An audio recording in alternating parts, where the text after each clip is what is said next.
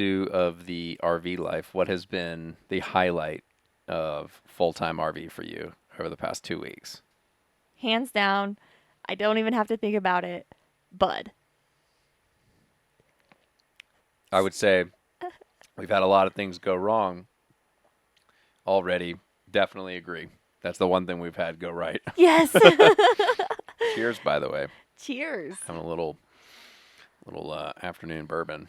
It's been a stressful couple weeks, to say the least. Yeah, yesterday was one of the first days where we actually got to relax. But it's been exciting, and I feel like we expected there to be learning challenges, a few hurdles with a completely new lifestyle, and that's exactly what it's been. We've learned a lot, and we've already made so many changes. Yeah, we have, and we so many things are going on at the same time. It's the hurdles of navigating this full-time RV life, which in itself is just a new experience. So that's, of course, any new experience you have is stressful, and moving, because we're moving into this, so that's always stressful. Even if you're moving into a house or apartment, that's always stressful. Moving to a new location, that adds stress. Getting a puppy, that adds stress. Full-time grad school, that adds stress. You know, starting a business, has added a ton of stress. We have had a bunch of crap going on with our engineering team. So, yeah, it's been, and then just nonstop, literally nonstop. And we were just talking earlier, yesterday, we actually took a nap. It Yeah. was our first day where we had a couple hours during the day to where we weren't running around. And we just actually laid down for a little bit. We were just exhausted. And we're not really nap people, We're so not. that says a lot. It's just been probably, I think it's 2.5 weeks, 2.5 weeks, something along those lines that we've been doing this now. And like I said, a lot of changes have happened. We got Bud, and we also decided that this travel trailer wasn't the right size or fit for us. And with that decision, we also had to go with a larger truck. So it's been really a lot of time focused on figuring out what is the right fit for us now that we've been in here for a couple of weeks, and what other changes do we need to make in order to make that happen. Yeah, and I think that a lot of that decision, because our truck and our trailer were both pretty new. A lot, so we had to really, even though it's been really crazy, we realized really early on, within the first couple of days in our current setup, that we needed more space, because we really see the potential that this way of living has to offer. However, we felt very limited in our current travel trailer. And our travel trailer is very nice. It's beautiful. It's a great unit. However, for the two of us, the way we were thinking long term, it's very tight living. Yeah, and I would even say that it wouldn't have been that bad, and it's completely livable for two people, even two people with a dog. But the fact that Bud's a pup and we're doing crate training, his crate for a full size golden retriever doesn't fit here. So, two people with a large dog, maybe it doesn't work. But even without Bud, it was more just the activities. So, if we didn't mountain bike and we didn't kayak, this still would be probably a perfect trailer. I mean, this is what you get when you decide to live on the road. However, with what we're looking to do, we decided that we needed a garage. Yeah, we had this, and this is, a thing that I really wish we had done, and I don't even know how we would have done it, but I had, I think you had a little bit of experience, like at least spending a few nights in a trailer of some sort, travel trailer or something. But I've never been in one, ever. We just didn't. I didn't grow up in that environment. I never had just stayed in one there. I never knew anyone that had one. Just never stayed in one, and so I didn't know anything about it. And so in my mind, a travel trailer is perfect because I had no experience with it. I was like, that's all you need. It has the kitchen, the bathroom, the bedroom, everything you need, and we have a camper top with our truck. It's having lived in one for a few days, you start to learn the differences between a travel trailer and a fifth wheel or a fifth wheel toy hauler, and fifth wheels are just generally bigger. They're, they have taller ceilings, they have more space. Um, Even that you could argue the space in them is similar to our travel trailer, but the taller ceilings psychologically make a big difference. Yeah, and when they have the taller ceilings, you're able to use more storage up top. So instead of the TV taking up all this room at eye level, there's storage in the new trailer and the TV is just higher. So there is definitely more storage in it. And the fact that we're going to have a garage means everything. I mean, we're outdoor people. This is why we moved into the travel trailer, is so that we could go and do all of our sports in all of these new locations. I didn't even know that like a toy hauler existed, I didn't but either. here we This is are. the yeah, that's the thing, right? We didn't even I didn't even know. Yeah. Didn't even know that was a thing until a week ago. And then you start now we're at RV parks, which neither of us had really ever been to, and you see, and you start to meet people that full time, and it seems that most people that full time, on the surface at least, a lot of them have fifth wheels, and I Yeah. see the reason for that now. It makes total sense, Hmm. because they are roomier, they're bigger, you have more space, and yeah, this whole toy hauler thing, it was a game changer when we went and looked at one, because it was like, oh, it's like a 15-foot garage, Yeah. which, feet, whatever. I mean, but it's a literal garage, and the floor is like rubberized floor, and it's perfect for putting our bikes in, our wet kayaking gear, all of that stuff. Which that was a real issue pretty much immediately once we went into the trailer, because when we drove through Vegas and spent the night in Vegas, or several nights in Vegas, and even right now in Utah, our bikes are outside, and hitched on the back of the trailer, and they're locked and they're secure, and we have a nice tarp over them, or a bike cover over them, so we've been checking, they're staying dry. However, anybody that knows anything about mountain biking or cycling or anything, or any gear you have, it's not ideal to leave your gear outside, especially in rough temperatures. And Hmm. so that has just been this kind of lingering thing on our mind, is like, we have very nice bikes. We really enjoy biking. Is this what we're going to do now, or we're just going to leave our bikes outside? Yeah, we were thinking about how after we wash our bikes, because it's going to be muddy here and they're going to be wet when we have to put this tarp over them, and we figured they would never dry. So that was really one of our big factors in determining that we needed a garage. And when we went to go look at it, there's so many other hidden benefits to this toy hauler as Yes. well, because we have my mom coming out at the end of next month, and in this trailer we didn't have room for her. So even if she were to stay right where we are, now that we have a couch, because Another story. yeah, it was in California a couple days ago, but we drove and picked it up really quick. But even with this couch here, and say fold it out into a bed, you're still right next to our bedroom. It's basically what I feel an extension of our bedroom out here.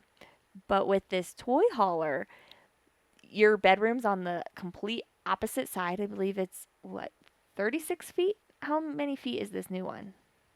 It's 46 or something. 46. 44. It's massive. Okay, so about 10 more feet than this current But it goes trailer. over the truck because it's a fifth wheel. So Right. lengthwise, it's a little deceiving if you towing. Speaking towing, but yeah, Towing speaking, but as for inside in space, you're 10 feet further, which is significant, and you significant. have a solid exterior door. So you're completely in a different area. It also has a half bath. So when my mom comes to visit, there's that queen bed and a bunk bed back there in the garage. She'll stay on whichever one we decide not to use. And she'll have her own area back there. So we can have someone come and stay with us and feel comfortable. That was really an important thing too, that we didn't really realize until we got into it. We initially were like, well, whatever, guests will just have to get a hotel or a tent or something, and that's fine. We don't, we're limited to what we have, so it Mm-hmm. is what it is. But it was kind of an issue with Kong, our friend in Korea. I don't know if he'll be able to come out this summer, but I hope that he will be able to come out this summer. And depending on where we are, maybe it's the Southeast, maybe it's Colorado.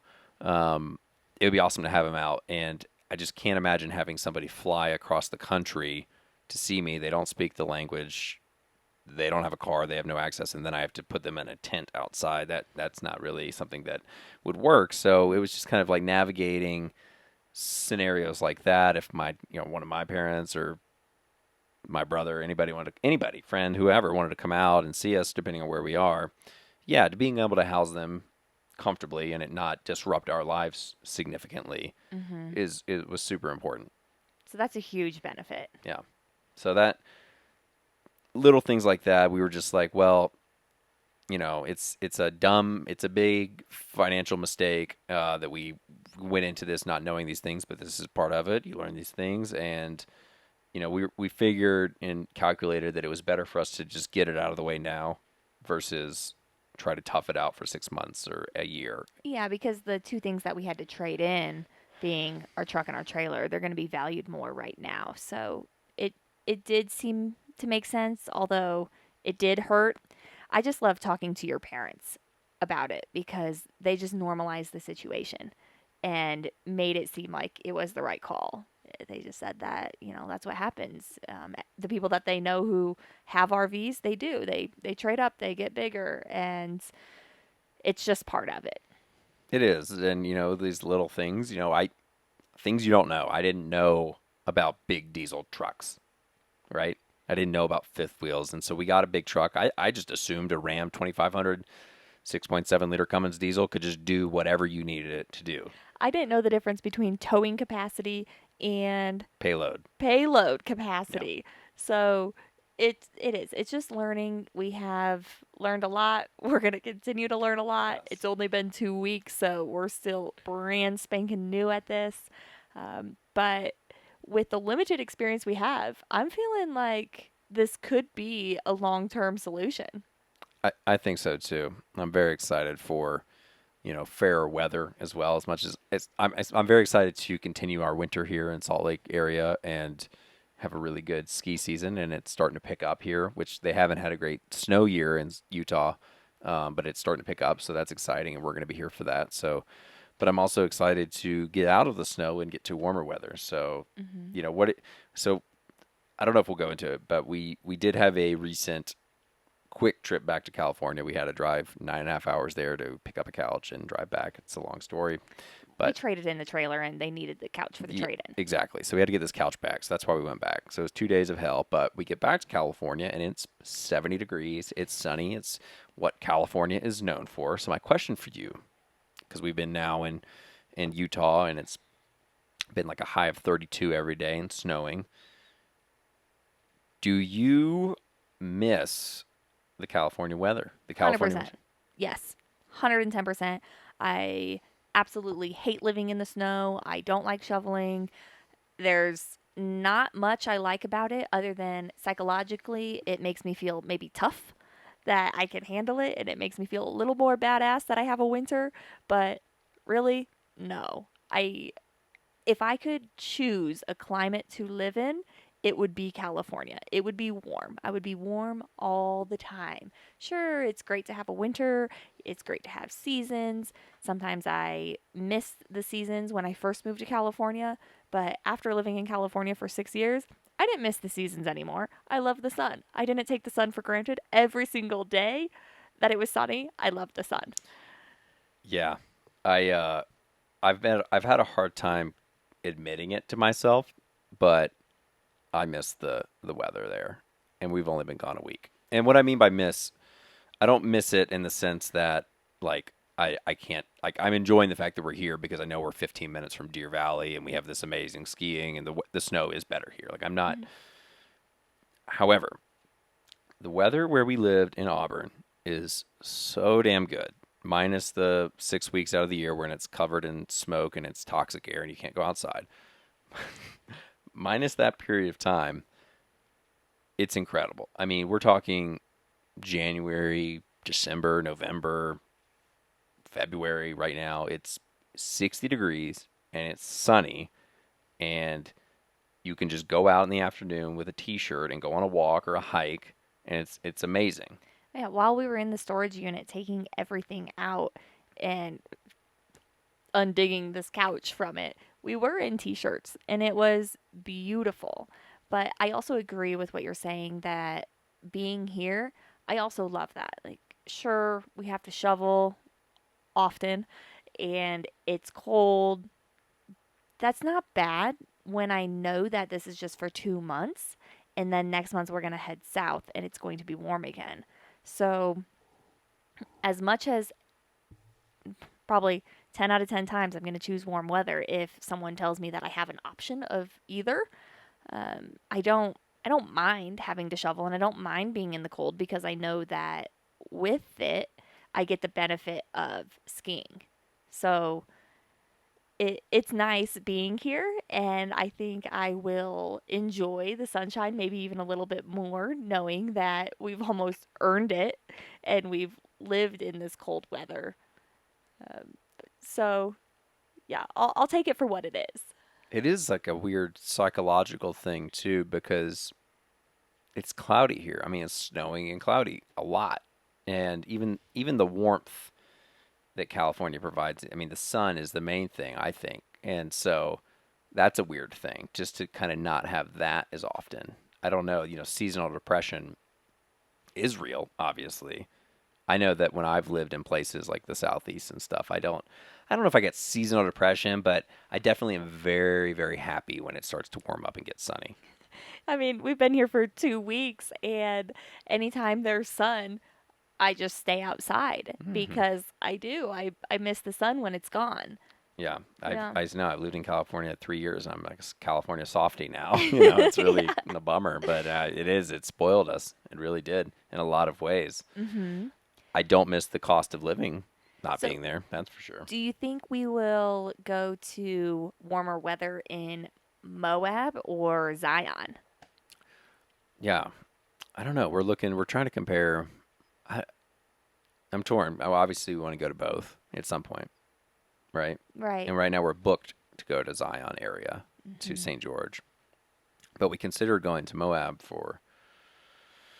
It's more close. We're going to Colorado this summer, so it's more in the route. I Mhm. don't know.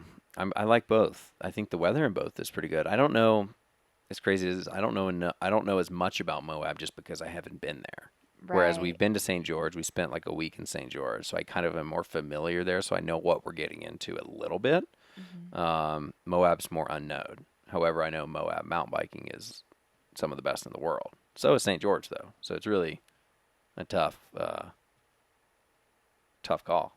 But I am excited because I was looking at the weather and they're in the mid 60s next week, so Right. I'm excited for that.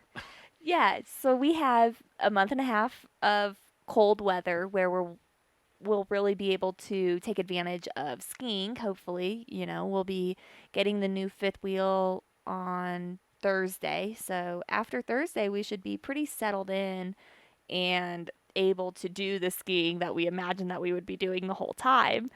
And I just think that'll be awesome. I I'm really excited about being here in Heber City. The population is only what 15,000, Not a lot, so yeah. it's nice and slow, and it's not 15,000 as a suburb.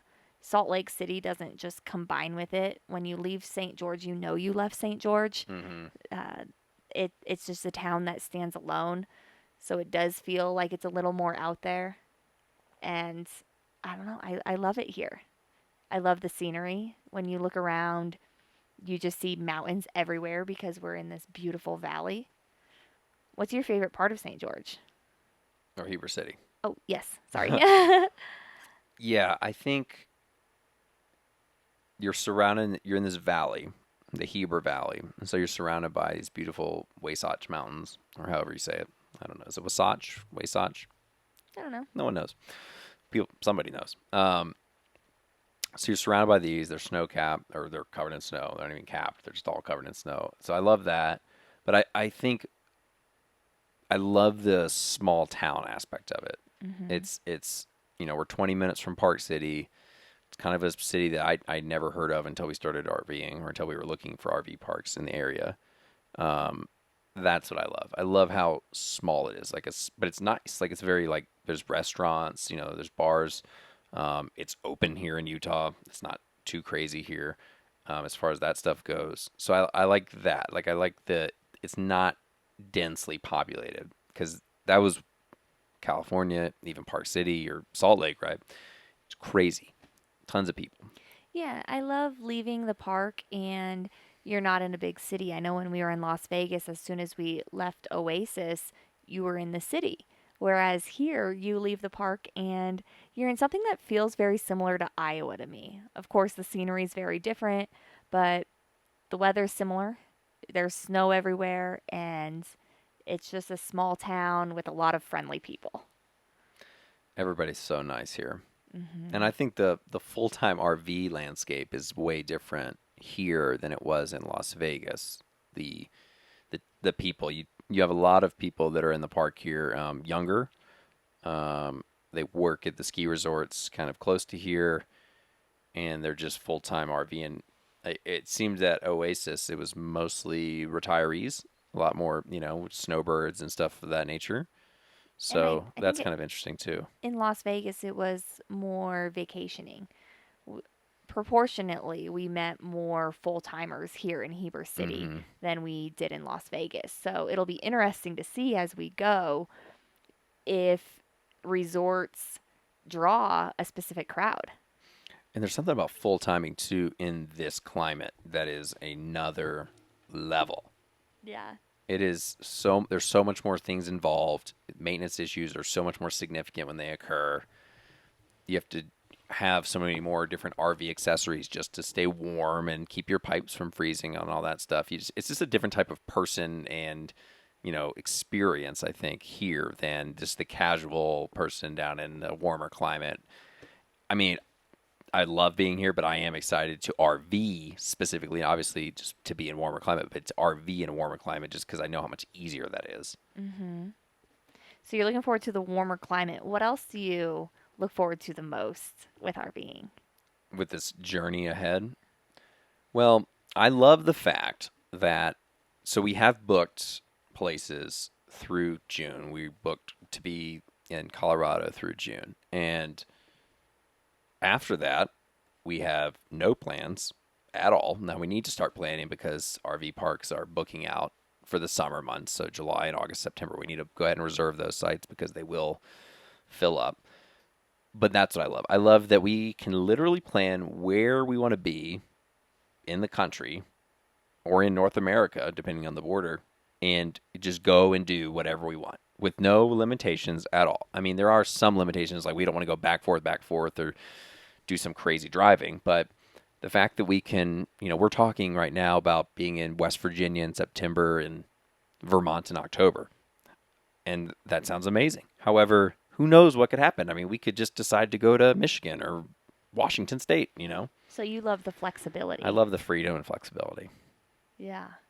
And I look forward to that because I keep on getting nostalgic whenever I think about the house, and maybe nostalgic's not the word for it, but I just get this feeling of excitement and I don't know, maybe even a connection to this travel trailer, and soon it'll be the fifth wheel, that it's our home. It's just such a cool feeling knowing that we can go anywhere because our house is on wheels. We have the freedom to choose, like you said, if we want to go to the Northeast or the Southeast, maybe the Pacific Northwest. We can literally go wherever we want because we're not tied down to anything. And that's one of my favorite things is that our home is still our home where we have everything that we need, but it's on wheels. And when we want to up and move, we can. When we want to settle down and say, like at this park in particular, you're able to stay here for up to 6 months. So if we want to stay somewhere for 6 months because we love it that much, we can. So I keep on having this thing go through my head that says, why choose to live in one place when you could live anywhere? And that's what we're doing. And that's what excites me the most. It's such an amazing experience. And another thing I really like about it is I love the it's hard, but the minimalist way of living. Because we have everything we need, and we have a storage unit with some crap in it, various things that we determined were worth keeping there for a few years. Just even though it does cost money per month, we determined that that was worth it. But I love that all that we need, obviously, other than each other and Buddy, is our outdoor gear to have fun, and our computers and some clothes and some obviously kitchen stuff. That's all we need. We don't need all of this frivolous decorations and all of these things that when you have a house, you typically tend to fill the house, Yeah. and you just to fill space. In our last house, we just had to put things in this corner because we just had a big blank wall, so we just bought stuff to put it there. In all fairness, we really didn't decorate a lot. Not as much as a lot of people or most I mean, people. we literally didn't decorate. Tatiana, one of my friends from the military, she helped me decorate like one little piece of the house, and we went to Home Goods maybe once or twice together. After she left, we didn't decorate at all. Like what we're doing right now, I mean, obviously we sold our kitchen table and our couch. It's been replaced with the ones that come with the trailer, but we're living almost no differently than we were in Auburn, other than the fact that the space in which all of our things are more consolidated, but they're not different. I mean, our shed is gone with our tools because we don't need lawn supplies anymore, but we're really not living any different. Well, we're living in a travel trailer. Our house is on wheels, but as far as minimalism goes, we've already lived that life. We've lived minimal, but we don't have all the furniture. We don't have all of the stuff. We definitely got rid of a ton of stuff, a ton of clothes. Right now we only have, I don't know, 6 or 7 t-shirts, right, each. Mm-hmm. So we have a lot less things. Yeah. We definitely have less things than we did when we had a house. Yeah. 100%. Yeah. There's So not too much differently. I feel like we already lived pretty minimal. regardless, the main point I was trying to make, is just that we had a lot of stuff. We lived in this big house, and now we go into this, and you really get to see what is important to you and what matters to you. And what matters to us, at least I think, is, having the things we like to do. And that's really all that mattered. I mean, yeah, we kind of lived that way anyway, but now we don't have to maintain a home. We don't have to maintain all of these things. We We just don't, have to maintain a trailer. which has its own set of problems. But it's interesting, I really like that way of living because at the end of the day, all that I feel, and I think you would probably agree, is all that matters is obviously, each other, but then experiences and, memories that you can build from doing things. And when you have a house and you have this expensive mortgage and you're paying rent in an apartment, whatever it may be, you're kind of tied down to that specific area, and that sometimes can limit you from going to do things because if you're paying your monthly mortgage and rent, you can't necessarily go live somewhere for a month because then you'd be paying double things, and that's expensive. So, you know, with this way of living, you kind of get the best of both worlds. If you're able to kind of separate from your stuff, you can then experience the world, Yeah. and that's really amazing. Yeah, and what I didn't realize too when we started downsizing and selling a lot of our things is just how live-in ready these travel trailers and RVs are. So, I mean, sure, we sold a bunch of stuff, but it's replaced with its own smaller versions of everything here. So,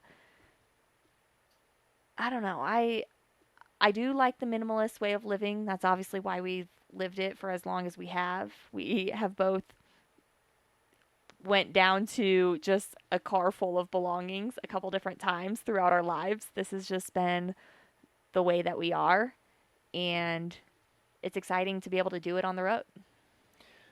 Yeah, I mean, you have to adapt. And we had an office before, and we had 2 desks in there and 2 desk chairs. We had a printer and all the things you would think to have in an office. But now we just, we try putting our office in the RV, and we've decided that we don't want to do that. And so now we're just going to operate off of laptops. And, it's a give and take.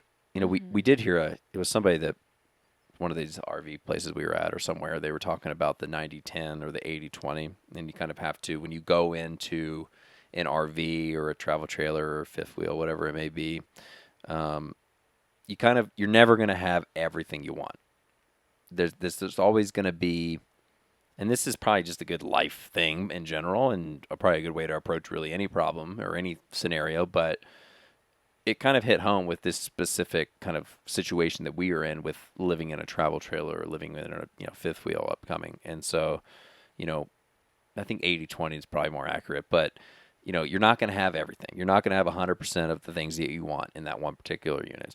It's just not going to happen. So whether that be, an office space or a desk or the nice bathroom or the bigger couch or whatever. So you kind of have to accept that you're going to have most of the things you want and need. And for us, the most things we want to need is the space just to put our shit in, to put our bikes and stuff in. And that's really what our priority is, And if we can do that, then I think we're comfortable the rest of the way.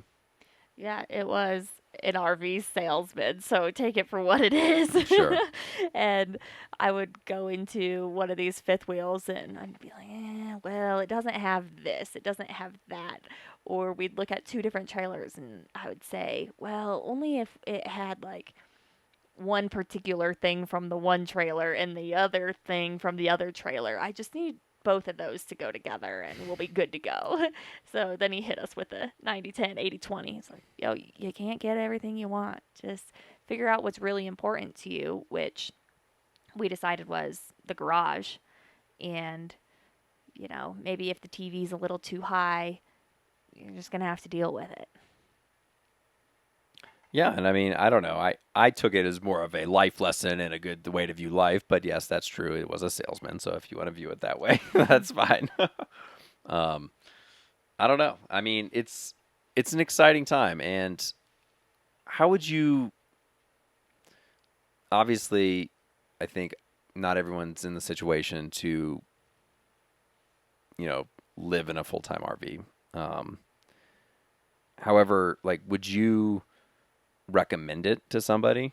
Like if they were like somebody that's maybe retiring or they could potentially, they work remote, how would you go about telling somebody or like convincing somebody to do this?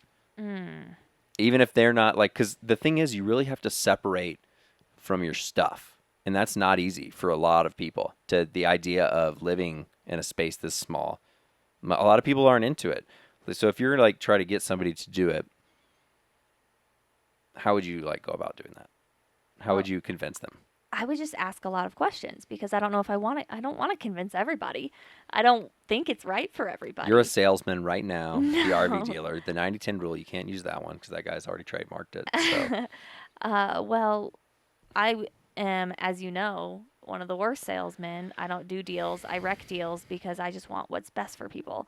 And so I'm not just going to try and convince people to live in an RV. I would ask a load of questions, and I wouldn't even really feel like I could give advice until we've lived in it a couple more months at least and be able to tell them exactly what it's like. So if I were to try and like see if it's right for somebody to live in a travel trailer, I would at first ask who all is coming with you.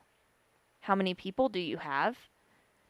Because if it's just two people, like me and you, then I would ask, okay, how well do you get along with this person? Do you want to spend every minute of every day with this person? If that answer is yes, all right, we'll keep asking questions and we'll go further because I want to spend every minute of every day with you. So it makes sense that we would live in a travel trailer together where we're both working remotely.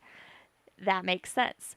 Then I'd be like, okay, yes, on my little flow chart. Okay, next question. It might be something like, do you have any belongings that you feel an emotional attachment with that you feel you cannot part with? If they say yes, their grand piano, they can't leave it because that's their like passion and they need to play it every single day. All right, well, maybe it'll fit in the toy hauler. What's the weight? Like maybe it won't.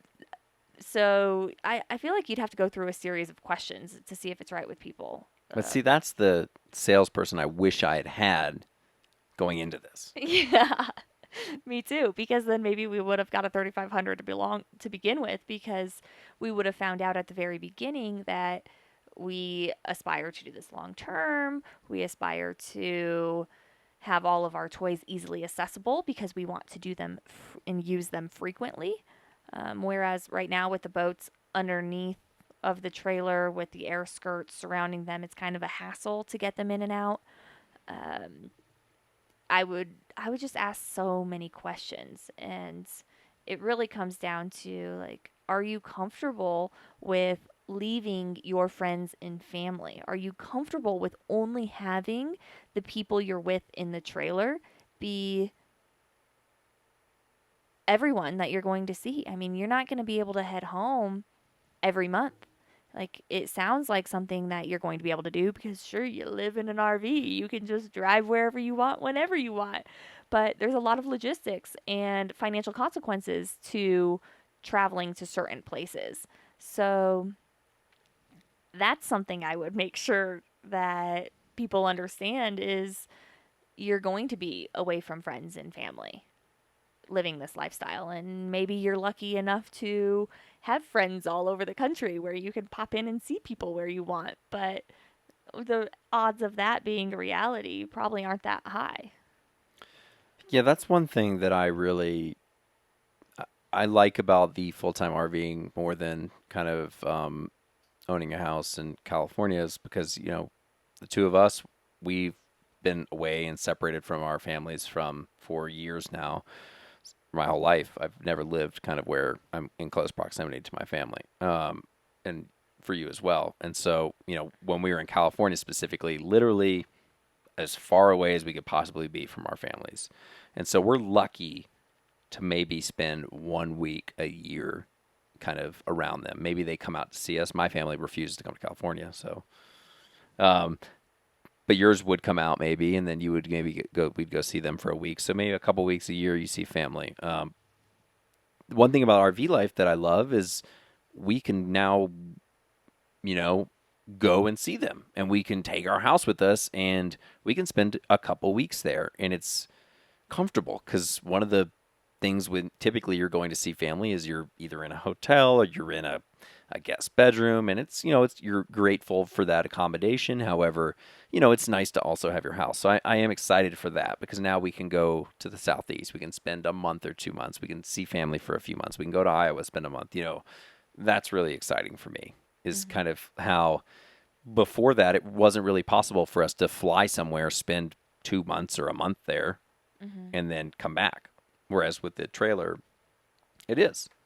It just gives us more options, and that's huge. And will it make sense every year? Who knows? Maybe, maybe not. Maybe we'll be up in Alaska and that year we won't be able to spend as much time with our family. However, the following year, perhaps we have our route planned to where we're able to spend, like you said, a couple of months. So I do love that. I love the flexibility and the possibilities with seeing people. However, you just have to know that you're not there anymore. I mean, we were set up to do this life having already been away from them. So that wasn't one of the hardest things for us to do. But I feel like in a lot of situations, that will be one of the hardest pieces. Oh, because most people don't live far away from their family to begin with. Right. So you'd be leaving them, And sure. most people have a really solid friend group set up too, where even if they have already left their family, having their friends there is huge. And, we were both in the military, so it we are more accustomed to leaving and having going away parties and leaving friends, and uh well, almost all of my friends have already left California because they were all military, so that also wasn't as much of a challenge. Yeah, that is kind of part of the military life is you're always in this state of transferring, moving. I mean, most people are only in a place for a year or 2 years before they Mm-hmm. go to the next place. So if you're there permanently, then everybody that you knew initially is probably gone Mhm. or is gone very quickly. So that is true. That is kind of part of that life. Um, I don't know. I mean, I'm very excited for the future. I'm glad to be finally. We kind of I feel like see the light at the end of the tunnel. Yeah. Wouldn't you agree? Yeah, I feel like it's it's been really strange almost having to go through all these changes, and you say a light at the end of the tunnel. I guess it's kind of dark being that we haven't been able to do as many activities because we've been so consumed with all the other changes. But yeah, I'm seeing a light to where we will be able to go skiing at least 3 to 4 times a week starting probably next week. Which is super exciting Mhm. because it's finally snowing out here in Utah. So It's good timing. yeah, so that works out. And I don't know. I mean, it's just cool to know that we can, if we get tired of some place or if we want to get out of here at whatever point, if we just, you know, both decide that we're ready to go here, or if we decide to change plans, we can just do that. And we're not limited to being anywhere. And that's really just a freeing feeling. Mhm. We're trying to do month stays everywhere because financially, at most parks, except maybe not in the summer and not where we're looking at Moab, but most parks offer a discount for monthly rates. So we're trying to stay at least a month in each place. And then beyond that, who knows? And I will say the month thing, initially we're like, oh, we'll kind of see what a month is like. The month is perfect. I don't want to go anywhere really sooner than a month. I haven't even lived anywhere for a month yet, so I can't say that, but Well, I can say, I think you would agree, a few days is not enough. A week is pushing it. right. And I That's more what I'm saying because it's what I mean is it's just hectic having to tow and pack and move somewhere. mhm. Yeah, who knows? I still might like 2 weeks because before, yes, it's hectic and it's crazy and you waste a day in travel, but it's not as bad as I thought it would be. Now that we've done everything a couple of times and we've had to break down and set back up, after getting the jitters out, it's not horrible. So we'll see. I'll definitely have to live somewhere for a couple of weeks and see what that feels like because right now we haven't had the travel trailer in its permanent location for more than a few days just due to maintenance and going from Vegas to here. That's true. So So I we would don't agree know. with you in that sense. We don't know any time. I that's true because we haven't even experienced what a true 2 weeks would be like. No. That's because the thing is because of the maintenance issues and all of the other things we've been doing, it hasn't even been a few days. It seems like where it's actually stationary. So Yeah, and I would agree with that. If all goes well, 2 weeks may be okay. If yeah. everything's smooth. However, if you have a hiccup in there and like a pipe breaks or a tire blows out, then you might want to add another week or two on just to relax. You know, Mhm.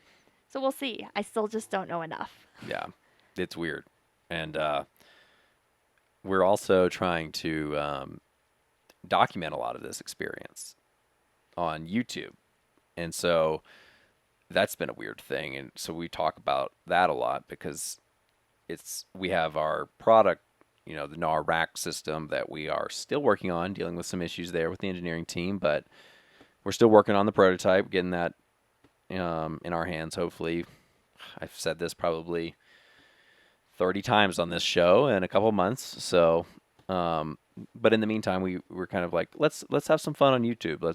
This is a very unique situation that we're in right now. So let's record some of it and just try that out and navigate that world as like a little side hustle. And I don't know. What do you think of our YouTube kind of adventure?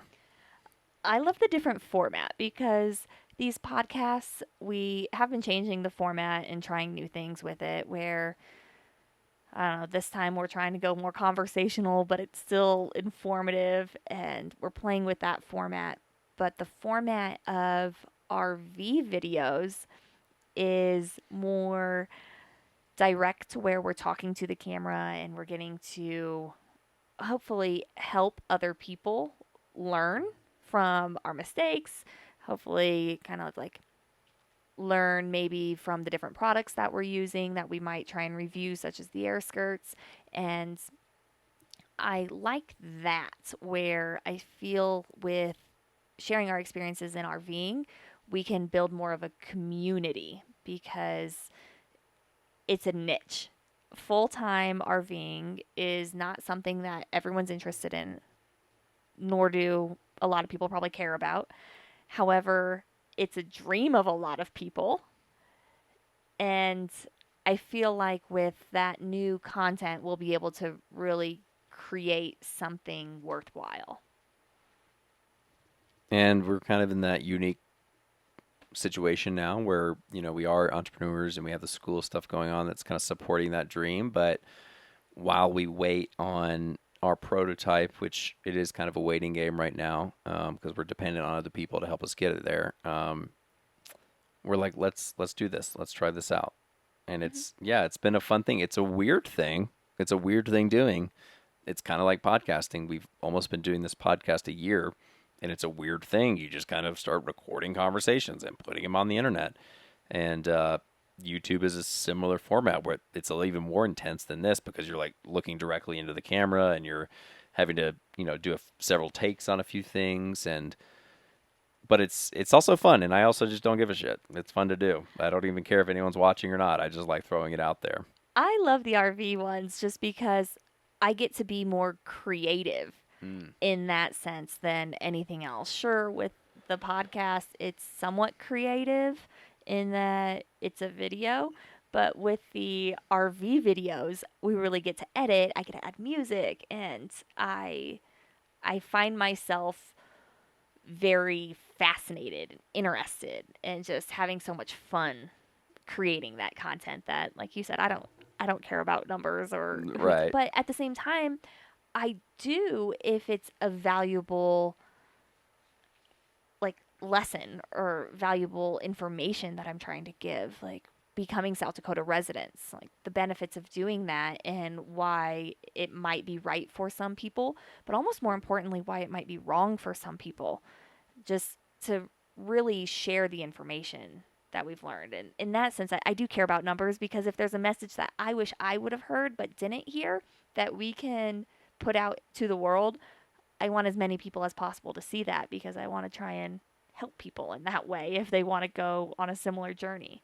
And look at how much we've learned in 2 weeks. And I don't know. I mean, we did a ton of research going into this way of living, and I don't know if I would have known even to look into what I needed to know, such as getting a fifth wheel instead of a travel trailer. However, I do get excited thinking about, okay, maybe we make a video about, why you should really consider getting a fifth wheel over a travel trailer, depending on what you're trying. I mean, obviously it depends on what you're trying to do and all these things, but we can share our story, which has value because we've lived it and we are full-time RVers and we do these sports and we have a dog, and maybe it would be beneficial to somebody. I mean, I don't know, but that to me, I like that aspect of it a Mm-hmm. lot.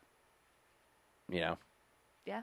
I don't know. I mean, it's a fun little project. I like that creative side of it. It's a weird thing, when you're busy working 9 to 5 or whatever, and you don't really have time to really. At least I never did to really do creative kind of outlets and projects and stuff like that. It was just kind of like anytime I had off, I was just going to do fun stuff, and I wanted to just chill the rest of the time. And so now we have a little time to kind of do these projects and experiment and have fun, and I like that. I don't Mm-hmm. know. I never would have thought I would have enjoyed doing a podcast or doing YouTube videos, but I enjoy it. I think it's funny because when we initially started the podcast, we would say we're not a content company. We are a rack company. We are selling a rack, and that's going to be first and foremost what our company's all about.